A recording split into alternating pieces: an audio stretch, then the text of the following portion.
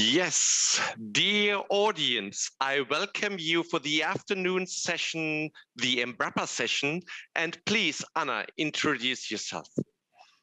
Thank you, Stefan. So good morning, good afternoon. Welcome to the session, Sustainable Agriculture, Improving Soil Governance. I'm Ana Paula Tureta. I'm a soil scientist and a researcher at Brazilian Agriculture Research Corporation. I'm based at Embrapa Soils in Rio de Janeiro. In this panel, you have a chance to watch a multi-level perspective on soil governance and a real case to encourage effective actions for soil sustainable use worldwide.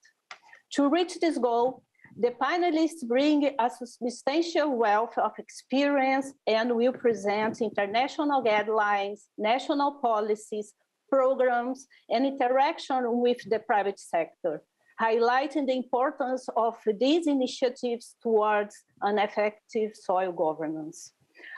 Before inviting our first speaker, I want to say thank you for all panelists for their availability to be here with us today, to Dr. Sieber to share with me this session, the moderation of this session, and of course, all the audience and GFFA committee for all the support for the organization.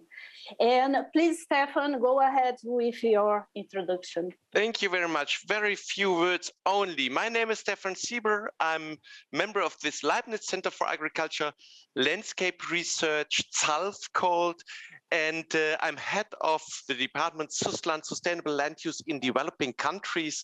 I don't want to steal your time. Only with very few rules I'd like to pose here. First of all, at the beginning, you should really say when you open the slides and when you close the slides. Secondly, after 9 minutes, we will tell you, please, 9 minutes are over. You have 1 minute to go. And thirdly, pose your questions, dear audience. Pose the questions in the chat. We will select those most relevant ones, or we try, of course, to consider all, and then we will see that we have at the very end an overall and lively discussion. Please also let me remark that we have a deep dive. This is that you can talk individually to the experts in a virtual room. Please stay after this hour in this system here, and you click in the chat on a link, and then you can choose to whom to talk. Thank you very much. With this, I'd like to hand over to Anna for the first moderation. Thank you very much, Stefan. So let's start. I invite our first speaker, Dr. Edmundo Barrios. Edmundo is an agriculture officer at the Plant Production and Protection Division of FAO. He provides technical and policy-related advice on ecosystem management, soil health, and biodiversity that supports agroecological transitions to sustainable food and agricultural systems. Thank you, Edmundo, for joining us today. The next 10 minutes are yours. Thank you, Ana Paula. Good morning, good evening to all, wherever you are. I'm going to start sharing. Okay, I want to thank the organizers for the opportunity to contribute to this session exploring multi-level perspectives towards effective soil governance. Great promise for building synergies between the soil health efforts and the agroecology efforts have been noted several times throughout the forum as a means to support agricultural and food systems transformation. In this presentation, I will suggest possible synergies between the voluntary guidelines for sustainable soil management and the 10 elements of agroecology framework to support a multi-level perspective towards effective soil governance. As highlighted in other panels, the soil is a living entity that contributes to most SDGs. Hence, the critical importance of considering holistic approaches like agroecology that embrace a long-term vision to facilitate transformative change and transitions required to meet the SDGs. The voluntary guidelines for sustainable soil management developed by the Global Soil Partnership, which is hosted at FAO, highlight ways of addressing the top 10 soil management challenges, thus providing valuable guidance to countries during soil governance priority setting efforts. However, the disconnect between local practices, policies, and global commitments has also been highlighted as important limitation to achieving the SDGs. We suggest that the 10 elements of agroecology framework can facilitate integrated policymaking required to support a multi-level perspective towards soil governance and the achievement of the SDGs. The following video aims to provide supporting evidence of this potential. Would you please show the video? Thank you.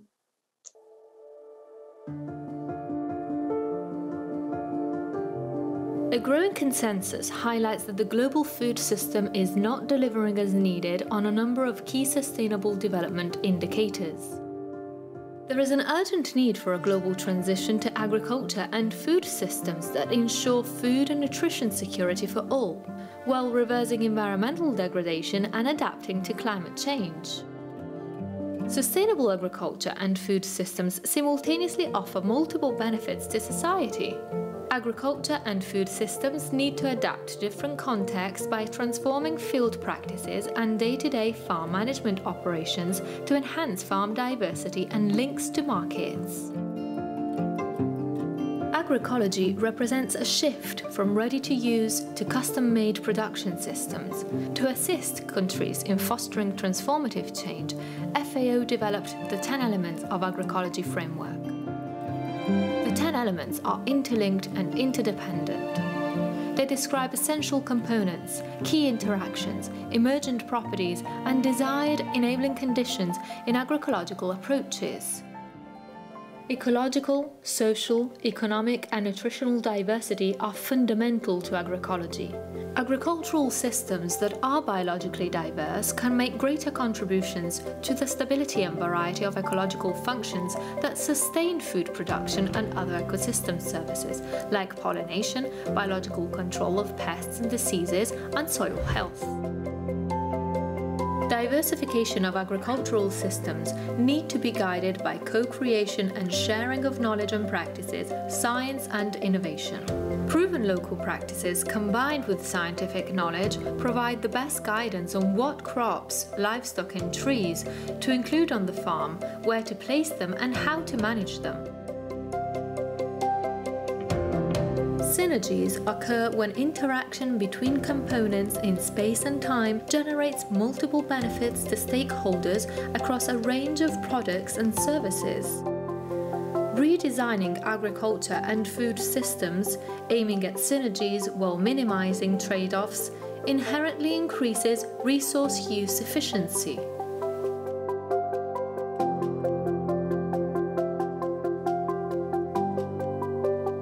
When using existing resources more efficiently by enhancing biological processes, we can optimize the use of fertilizers and minimize the use of pesticides, reducing both the cost of production and the negative impacts on the environment.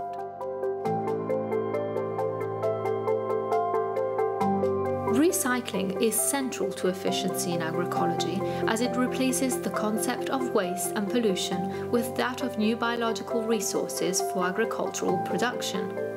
The return of organic residues to soil is a good example of recycling practices that enhance biological activity essential to soil health.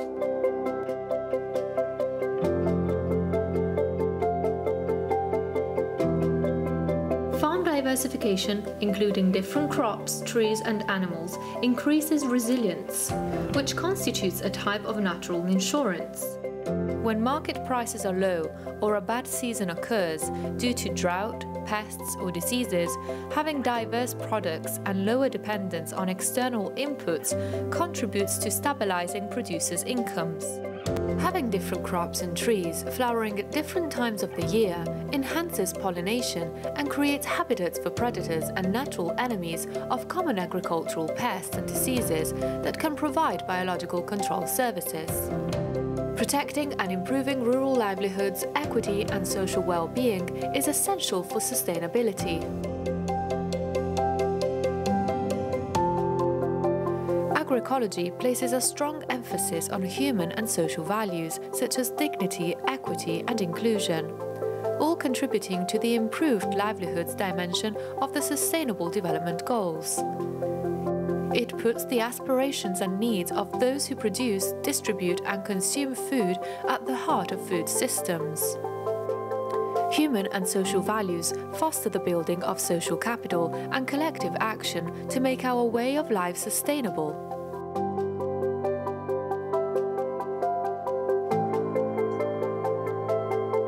Agriculture and food are core components of human heritage.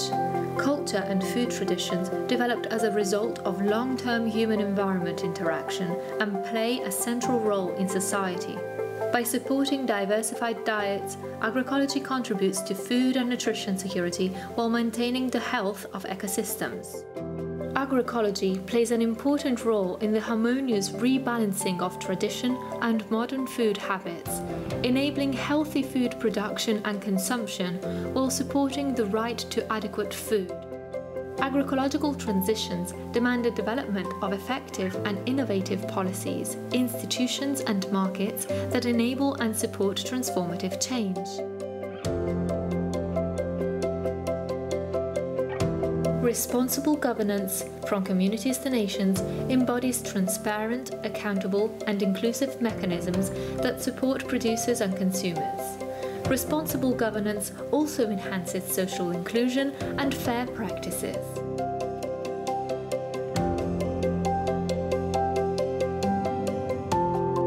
Circular and solidarity economy reconnects producers and consumers and provides innovative solutions for improving natural resource management while promoting the Sustainable Development Goals.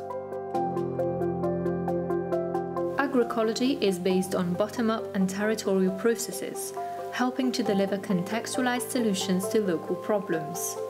There is no single way to apply agroecological approaches. It depends on local contexts, constraints, and opportunities. The 10 elements are a useful analytical tool to facilitate decision-making by practitioners and other stakeholders when planning, managing, and evaluating agroecological transitions.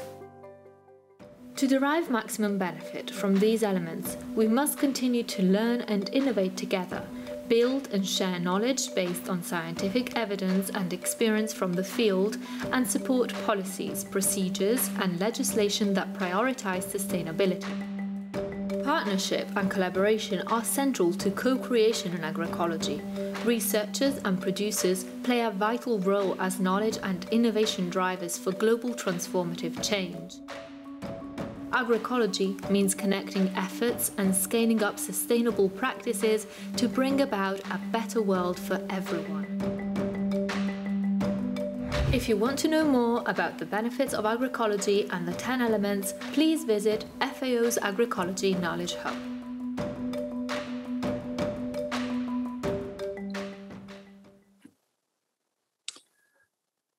Well, thank you very much.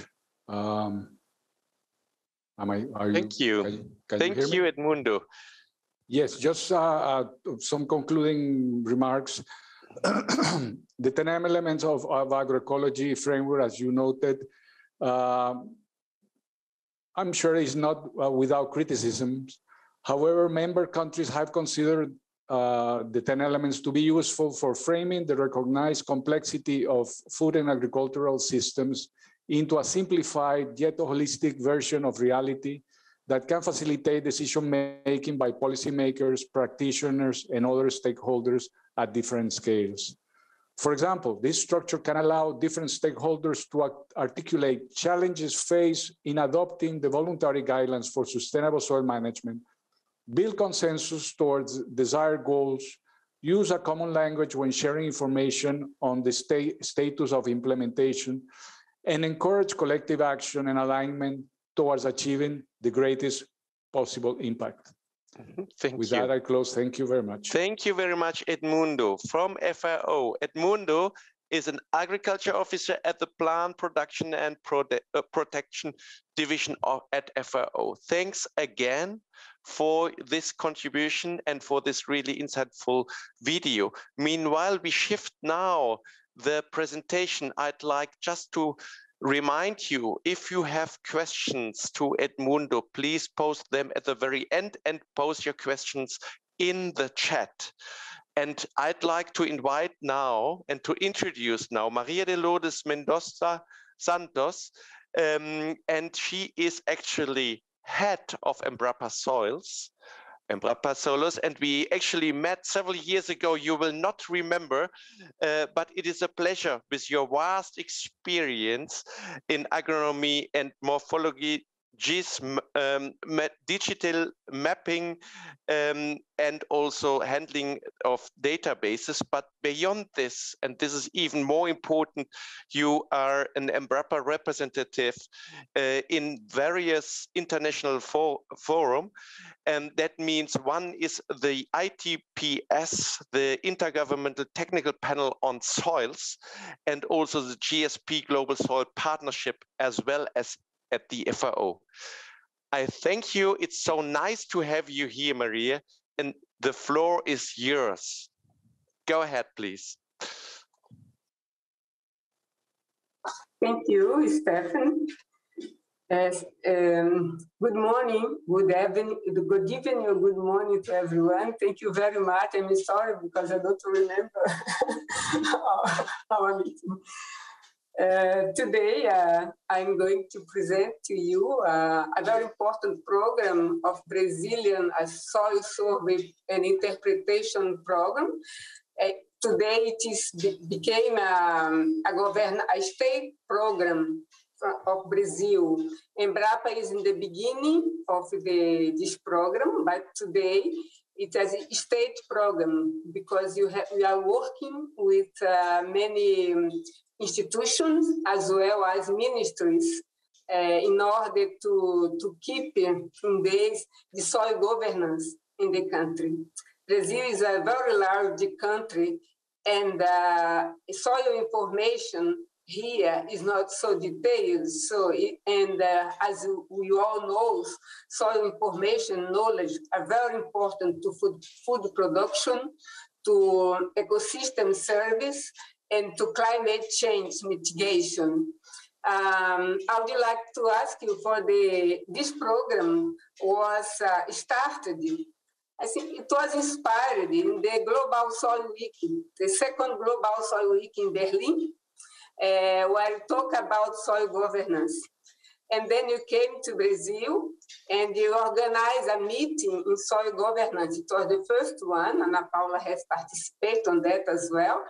And it was Embrapa, the Brazilian Society of Soil Science, and the Tribunal of Audit Court. It's very interesting. And for this meeting, the Audit Court has done a kind of inventory of the state of the art of soils in Brazil. And then they found that you had a lack of soil governance, no soil governance at all. Soil data were scarce, dispersed, and difficult to access. Insufficient soil information, not a platform to find soil information. And we have not an open environment to find the information on soil, even if you have different soil data and soil database in different institutions. Next, please. As you can see here, the current states of Brazilian soil information is that you have the whole country with scales that are not detailed, like here, you have not detailed information. For some states, you have a little bit better.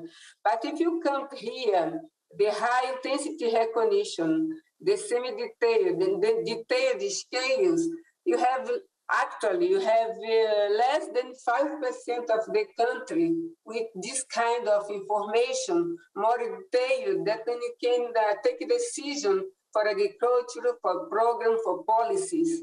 It's not really, it's so few information detailed. So we are taking decision with soil information that are not really adequate, I could say. It's not really performant. No? But even if you don't have this good information, Brazil is the big country, very representative in agriculture. So what you can do if you have much more and good information on soil. That is the basis of this effort. Next one, please. So the goal of PRONASOL, it's called PRONASOL, the National Program of Soil, is filling the need for soil information in Brazil through soil survey and interpretation at scales equal or more detailed than 1 to 1,000. That is compatible. You can use that really to policies to take decision to agriculture and other uses. Next, please. The main objective was to have this soil information to the country in these scales, to do soil interpretation like the best suitability, carbon, soil fertility, and so on, to build up a kind of national system of soil information, organize this information among the institutions, and to implement innovation in soil survey methods and analysis. Next, please. That PRONASOL is this kind of governance structure. So you have a strategic level, you have the strategic committee, that is, here you have all the ministries. Ministry of Agriculture, of Development, of Science and Technology, and others. So we have all these ministry, and the Minister of Agriculture is in the command of this committee. In the second level, you have the Executive Committee, then I'm the coordinator, and Embrapa Solos coordinates this. It's more to tactical level, to do the soil survey, to organize the governance among the institutions. We have a lot, I show you many organizations that is doing that with us, and universities and other institutions. You have the operational level, so we are going to do this kind of territorial commissions, state commissions, in order to have people working in PRONASOLs in all the country. Okay, next. Here is this soil information is not only for agriculture, so you have many other uses of this information, like climate change, environmental service, soil and water conservation, infrastructure, telecommunication. All these are demanding soil information. So it's very important to us, to the country, to have, it's fundamental, it's crucial for us to have information on these natural resources. And here are all the ministries that are working, because now it is not anymore Embrapa's program, but a state program. Next one, please. As I told you, maybe it's a program, so it is going to have last for the next 30 years. And then you are going to do a step-by-step kind of soil survey to complete the information. So you have a short, medium, and long-term stage. And also you have in these 30 years, sorry for my English here, you are going to have all the country in a more detailed scales of soil information, like 1 to 1,000, or more detailed. Okay, next one, please. So the first exercise, let's say like that, the first step was to define the priority areas, because the country is so large, so big, and you are prioritizing the agricultural areas where you need information. So you have done that with our other institutions all around the country, defining the first areas to start the program. Next one, please. And here, another thing that happened from 2020 to 2021 was the Plataforma Pronasol. Here you have, I'm going to tell you about that a little bit. So you have a kind of platform where you can find all information and different methodologies to have information on soil. So here you can ask a question, you can do another interpretation of soil available in this platform. Nowadays, we have soil maps, soil attribute maps like carbon, like Sorry, Maria, you have 1 more minute. Okay, thanks. Next one, please. Let's run. And here is an applicative, an applicative to the field work. Next, please. All the partnership of this program are here. And to finish, please, next one. Here you have the address, then you can access the platform, the soil platform. And you also have here the QR code. Then you can access this platform and see all the information that is already ready to the public access in this moment. So Pronasol, you are going to hear that for the next years in Brazil, because it's a very important program in soil governance, in soil knowledge, for all information for agriculture and so other uses. Thank you very much for your attention. Thank you, Maria, for this nice overview about Pronasolus, and I really stimulate everyone to access the platform and to go deep in this nice program that is running in Brazil. So now let's move on to our next speaker, that is Dr. Anek Trux. Anek is currently head of GIZ, Global Program Protection and Rehabilitation of Soils for Food Security. That is the ProSoil program. She has been working for GIZ since 1991 and has a long-term work experience in Sub-Saharan Africa, the Mediterranean, and Central Asia. Please, Anek, the next 10 minutes are yours. Thank you very much. Thank you, Anna, so much, and I will start with the slides.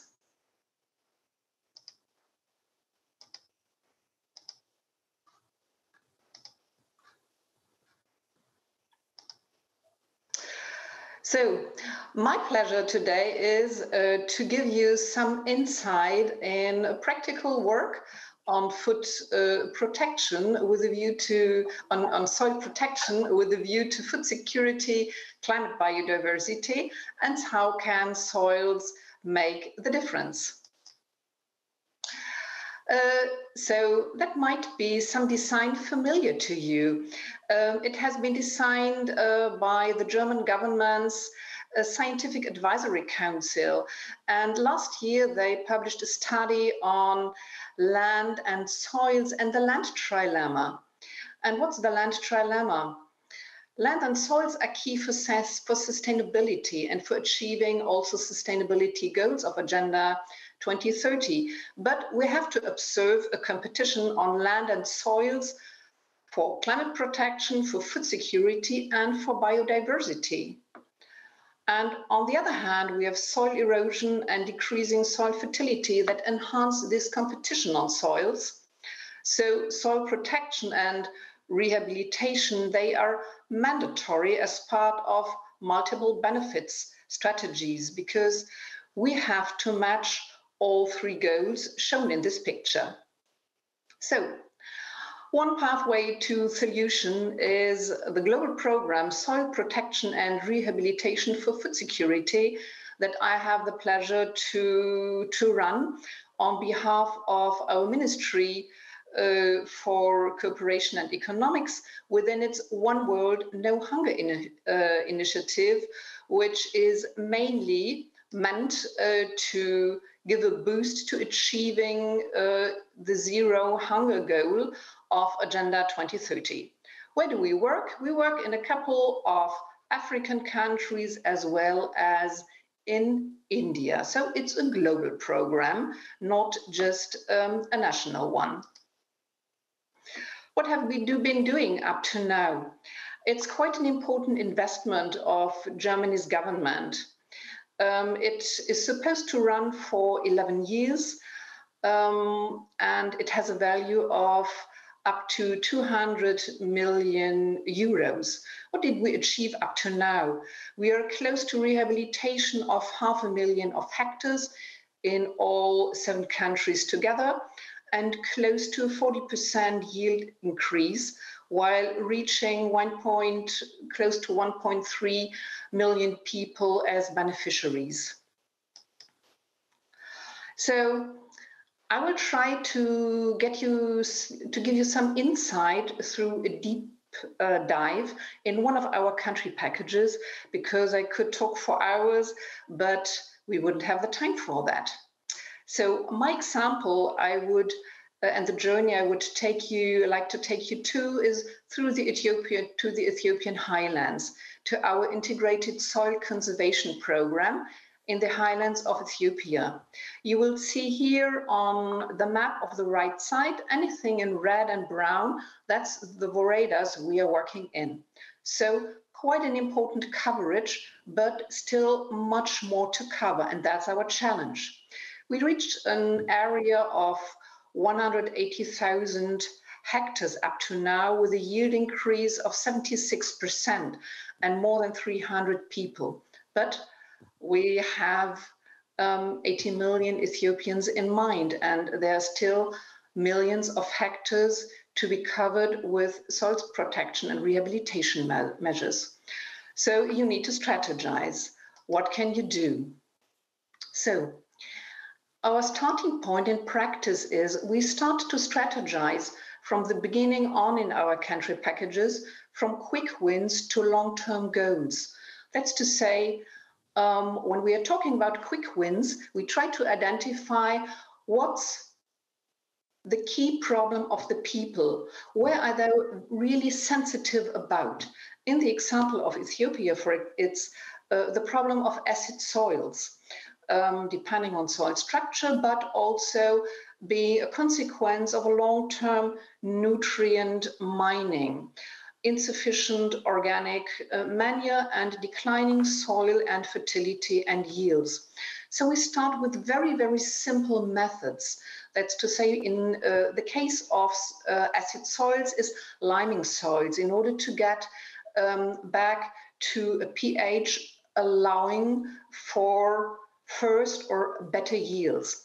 But that's not enough. So from the beginning on, we tried to have a look, where do we want to be in 2 years, in 5 years, and in 10 years.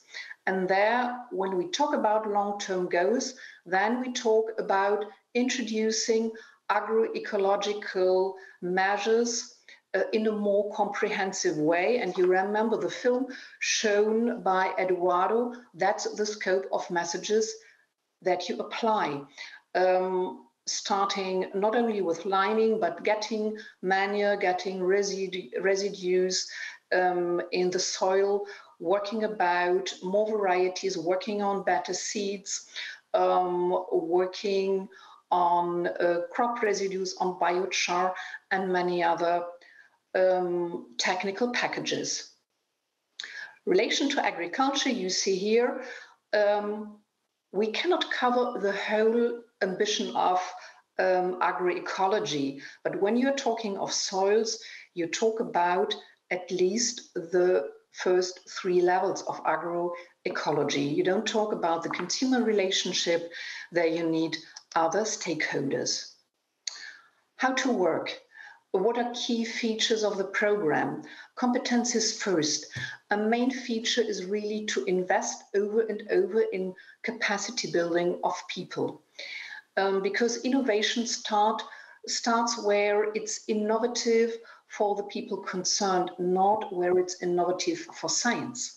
We are working with the private sector because a constraint often for scaling good soil management practices is a lack of input, such as manure, quality seeds, or in our case, liming. But we are also working in very close connection with research institutions in order to innovate, because as more we progress, as more we get other topics on board. And we need also to cross-check efficiency and economic data. Remember what Maria told you about data. Yes, we need better data for better policies. Imagine how to spell out improved fertilizer recommendations if you don't have any harmonized and standardized data on the quality of your soils and land management practices. And also, right from the beginning, think from the end. We need to talk, when starting, we need to talk about exit. What's our exit strategy? What problems need to be solved by the end of a program if we want it to have sustainable? In our case, we are talking about anchoring knowledge, about having business models for necessary inputs, about how to get advisory services and necessary strategies also for finance, investments and policies. So what's by the end the impact of all these measures? What's the impact on food security? That's why the program was set up. Food security, if we have a look at the United Nations Committee on World Food Security's decision, food security is a situation that exists when all people at all times have physical, social, and economic access to safe, nutritious food that meet their dietary needs. Anniki, so, there's one minute to go. Okay. Thank you. Easy. Thank you. Thank you. So we talk about the application, about the availability of food through increased yields, about the stability when it's about resilience against climate change, about access when it's about income generation and improving the economic situation of farmers through better yields. And we are talking about governance when it comes to changing the political framework conditions for soils. Impact on climate is another one. Soil protection contributes to avoiding negative emissions. And in Madagascar, for example, we observed we have a mitigation, a concrete one of 2.16 tons of carbon dioxide on farm during the last years. Adaptation, very positive effects. Here you see from the Ethiopian lowlands a picture through improved soil anti-erosion measures. We have an improved water table with groundwater tables rising for more than 2 meters. And last but not least, talking about biodiversity, we are talking about protection of on-farm, off-farm biodiversity, and we are talking about increased soil biodiversity. We could even get proof on through studies in Kenya and Benin, and in Madagascar, we have a considerably reduced pressure on, for example, national parks through alternative incomes and increased yields. And last slide, and thank you for your attention. When we are talking about soils and agroeconomy, people ask us, are you talking about soils or about agroecology? And we are telling them, okay, it's not the same, but when you invest in degraded soils, when you promote sustainable land management, tenure rights, circular economics, and reconnect consumers and producers, then as somebody protecting soils, you qualify as an agroecological change agent. Thank you for your attention. Thank you so much. Anneke Trux, Head of Pro Soil at GIZ, and Anneke, you're currently the head of the Global Program Protection and Rehabilitation of Soils for Food Security. It is really, really insightful, and also what I found very important that you bring this holistic approach here on soils. Thanks a lot. And with this, I'd like also to invite now our last speaker. It is Christian Lobauer. Christian, meanwhile, we shift now. You're an executive president of CropLife in Brazil. And what is really nice is that you have also studied in the University of Bonn, that there is a close link between Germany and Brazil, what I found in your CV, and with a stipend of the Konrad Adenauer Foundation. And this brings up really to top up and wind up also the entire story on soil in an ideal way. You will not have slides, but you will bring very few and essential bullet points. And Christian, the floor is yours. Thank you very much. Thank you, Dr. Ziba, for this introduction. I compliment all this qualified team of debaters and colleagues, and I want to thank you very much for the opportunity to talk to you. I will focus this presentation on the use of land in Brazil and of course, the soil governance. That is the topic of our debate. Just to inform you that my passage through the University of Bonn was unfortunately not in the Landwirtschaft studies. I was there as a political scientist, but anyway, it was a great opportunity to live with the colleagues from other faculties, and it was a great part of my life when I lived in Bonn and in Germany.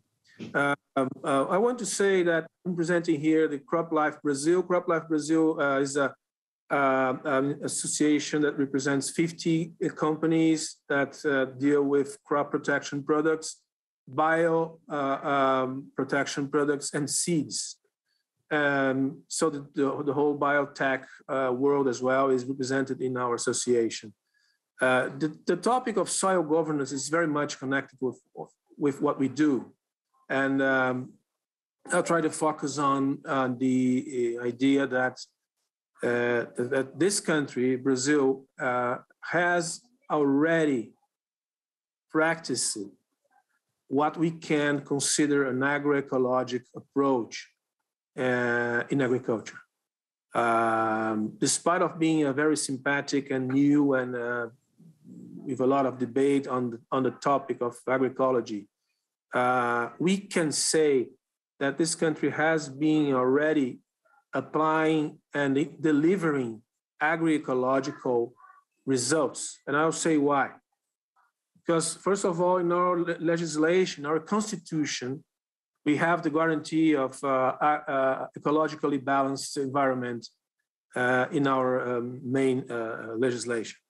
And since the 30s, this country has a very, I would say, sophisticated legislation on what we call the forest code that was implemented and improved in the last years. And we have today a very strong and strict legislation on the use of land, the use of soil, and the responsible agriculture.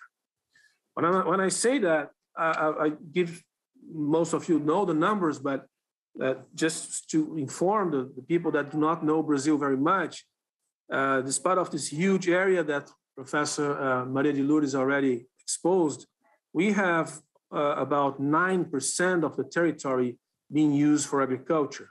Let's compare with Europe, for example. The whole area of Europe is about 25%. So on this 9% of use of land for agriculture, to produce crops and food and everything, the relation with the soil commitments to maintain the quality of soil, to avoid erosion, to avoid desertification, to maintain water sources, and to maintain the bioma is on the law.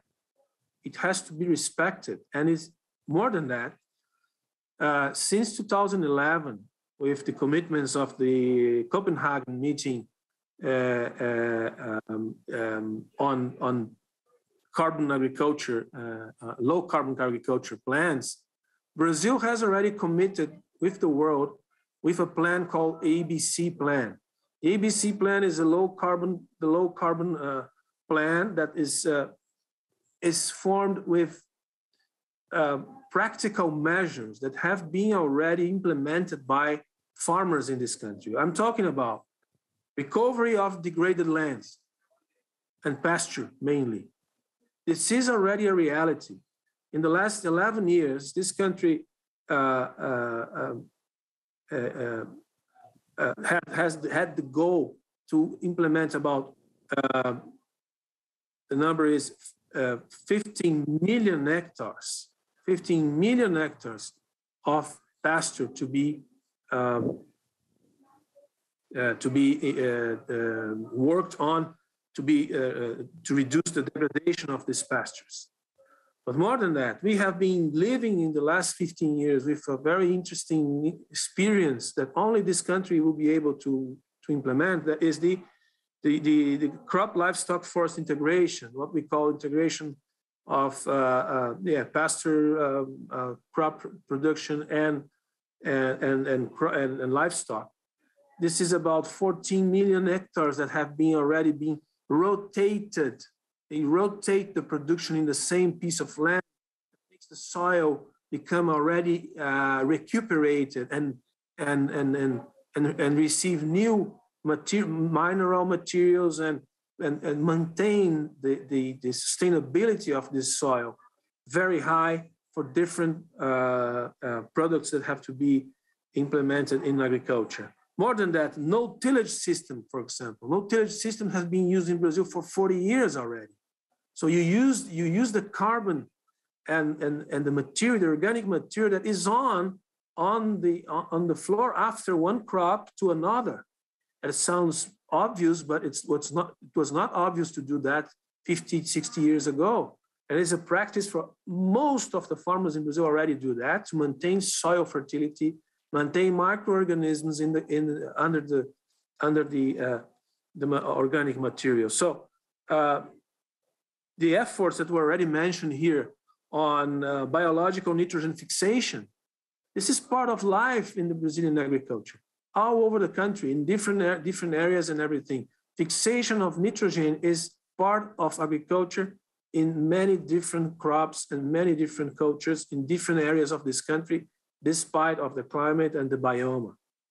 And we could mention as well the planted forests. I don't know how many of you know that 100% of the production of paper and pulp in this country come from planted forests. There is no way to take out of a tree from anywhere to produce paper and pulp. And this is also part of the use of soil with smartness and responsibility and this commitment to improve productivity. That is the answer for all this interest. We want to produce food. We want to produce the most we can in the last piece of land. This is already part of the goals of the Brazilian agriculture. And then we come to debate, to the main debate. So what is exactly the concept of agroecological or agroecology when we see that from the European perspective? We have seen the presentation of Professor Anneke here. It's very interesting, the experiments and the experiences we have in Africa, in India, and all the other countries. But I would say that in Brazil, some concepts or some perceptions on agroecology that are seen from the European perception are not very much understood. I mentioned here, for example, minimize the use of pesticides. It is obvious. It's already happening independent on any policy, the reduction of use of pesticides is a reality. It's a reality. This is part of the technological way of the companies that produce crop protection products to produce more effective products with less toxicity and more effectiveness. So it is not unnecessary to say that because it's already happening.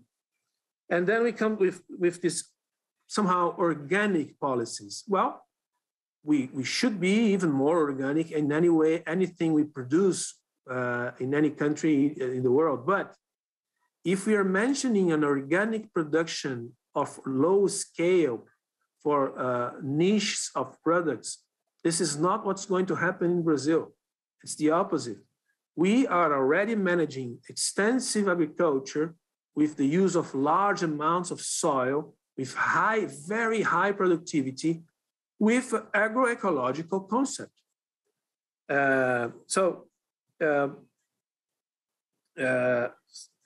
In other words, what I want to say is that there are some tricky points on the concept, but in the reality, when you see what a country like Brazil is stating in the legislation and practicing in the fields, we are already an agroecological economy and agriculture. We are implementing already. And I think this message should be reproduced because to this audience and many other debaters, because sometimes somehow we get the impression that we should change the methods or the techniques of the Brazilian agriculture to follow some other agenda that doesn't make any sense for the production of food, the implementation of productivity, and in the end of the day, the food security and the security of food that we need to feed Brazilians and a good part of the world. So I think with these concepts, I can help the debate. Hope to be useful for the next step of the conversation. Thank you, Professor Zieber. Thank you very much, Christian. It is what was really a good also insight in the Brazilian world, no, from this perspective as executive president of the CropLife Brazil. Thanks again. We're gonna ask now, we have very few minutes only because we have slightly used more minutes, but maybe Anna, maybe you can just pose the first question from those which have been already addressed to us. Okay. Thank you, Stefan. Thank you for all the speakers for their brilliant presentation and inspiration for us. And one question for Edmundo that is about how FAO supports the implementation of the 10 steps of agroecology in different contexts or countries. Thank you. Thank you, Anna. FAO largely is being involved in interactions with a number of projects and that include support from Germany, from BMZ itself, GIZ. Also projects from the US, from the McKnight Foundation, for example, that supports our work. And there is significant support from France. We will be actually gonna be even having a technical officer stationed with us from France, from the Ministry of Agroecology or Ministry of Agriculture. I think their ministry changed name to embrace agroecology more firmly. And he will be joining our team in March, 1st of March. So there are different avenues by which the 10 elements, by which agroecology, the agroecology team and the agroecology efforts are supported in FAO. There is also some internal funds that are supporting the efforts of the agroecology team. However, most of it comes from external sources. Thank you.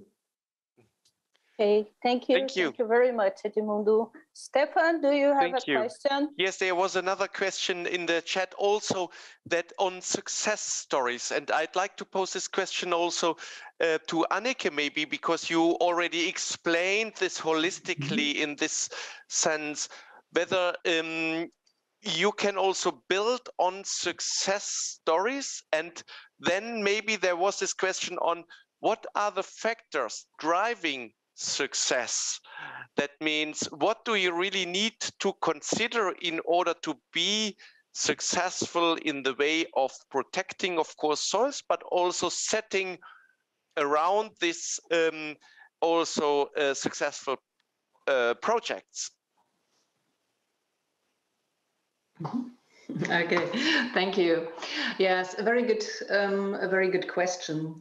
There are several factors of success. I think the first is the starting points. Where do you start? You need to have a look at where your target group's real problems are. There is no way of being prescriptive in changing land management or land use practices and agricultural practices. Ultimate decision makers are always the land users themselves and also our partner institutions. So have a look at what their felt needs are. Is it about yields? Is it about income? Is it about workload? The second success factor is when you start with agricultural advice, you need to see whether the necessary input and knowledge is available also on the long run. For example, that is one reason why we are working a lot on the basis of recycling, on having local inputs that can either be produced or be available when we are working with small-scale farmers. Then you need to have also a look at the tenure situation. We are investing or we have close cooperation with programs working on land tenure that are also part of the One World No Hunger initiative. That might be working on land lease and conditions of land lease, making it more attractive in leasehold situations to invest in land. Or in Burkina, we are working together with local NGOs on interfamiliar agreements on tenure, because it's unattractive for female family members if by the end of their investments they lose the right to use soils to other family members. So these are other elements.